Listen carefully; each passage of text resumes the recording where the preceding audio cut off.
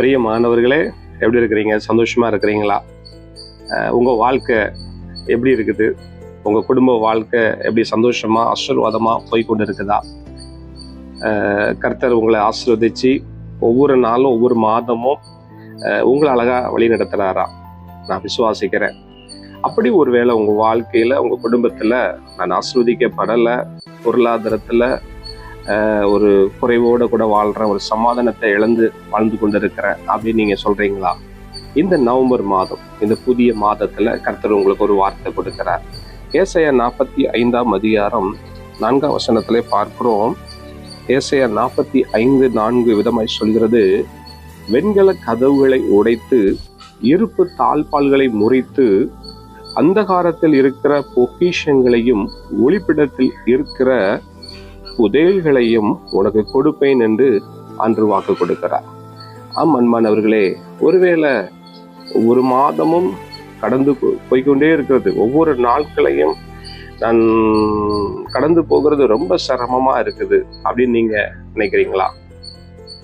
அன்று மேல நம்பிக்கையா இருங்க, கர்த்தர் மேல நம்பிக்கையா இருங்க. அவர் ஒரு நாள் உங்களை கைவிட மாட்டார். எந்த சூழ்நிலையிலும் அவர் உங்களை கைவிடாத தேவனா இருக்கிறார்.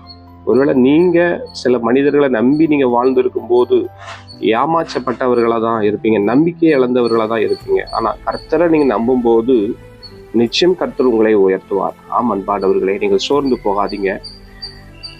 தேவனால் தெரிந்து கொள்ளப்பட்ட ஒரு மனிதன் இருந்தான்.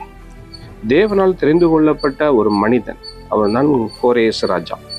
கோரேஸ் ராஜாவை பாருங்க, யூதர்களின் விடுதலைக்கு ஒரு கருவியாக ஆண்டு தெரிந்து கொண்டார். கடவுளின் நோக்கம், கோரேஸ் ராஜாவை தெரிந்து கொண்டதற்கு ஒரு நோக்கம் உண்டு.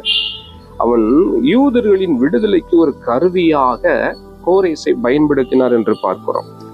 கோரேசினுடைய பங்கு இதுல என்னன்னு பார்த்தீங்கன்னா, கடவுளை அறியாமலே கடவுளின் திட்டத்தை அவர் நிறைவேற்றுகிறவராயிருந்தார். கோரேசின் பங்குன்னு பார்க்கும்போது அவர் கடவுளினுடைய திட்டத்தை அறியாமலே தேவனுடைய திட்டத்தை அவர் நிறைவேற்றுகிறவராயிருந்தார். அதே போல நீங்க உங்க வாழ்க்கையில தேவனுடைய திட்டத்தை ஒருவேளை அறியாம இருக்கலாம். ஆனா அவருடைய திட்டத்தை அறியாம கடவுளின் திட்டத்தை, கோரேஸ் போல கடவுளின் திட்டத்தை நீங்கள் நிறைவேற்றும் போது கர்த்தர் உங்களுக்கு வாக்கு கொடுக்கிறார். ஏசாயா 45:4 சொல்லப்படுது போல, அந்த காலத்தில் இருக்கிற பொக்கிஷங்களையும் புதையல்களையும் உனக்கு நான் கொடுப்பேன் என்று வாக்கு கொடுக்கிறேன்.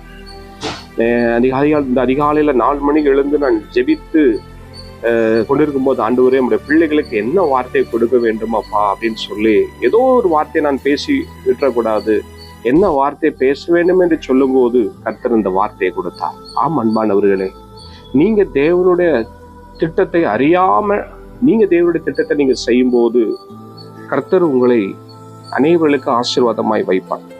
எப்படி அன்று கோரேசை யூதர்களுடைய விடுதலைக்காக அவர் ஒரு கருவியா பயன்படுத்தினாரோ, உங்களை ஆசீர்வதித்து அநேகர்களுக்கு ஒரு கருவியா கர்த்தர் பயன்படுத்துவார்.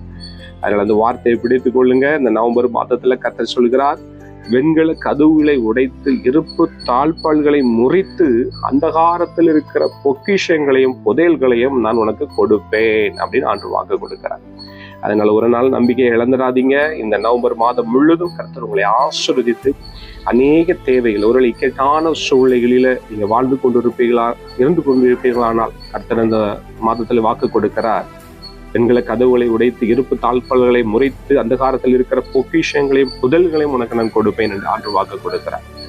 ஒரு ட்ரெஷர் பார்த்தீங்கன்னா, அவங்க ஒரு புதையல்களை தேடி போகிற ஒரு சில நபர் இருப்பாங்க. அப்படி அல்லாதபடி நீங்க புதையல்களை தேடி போக வேண்டாம், கர்த்தர் அந்த புதையல்களை தேடி உங்களிடத்துல கொடுக்க விரும்புகிறார். விசுவாசிங்க.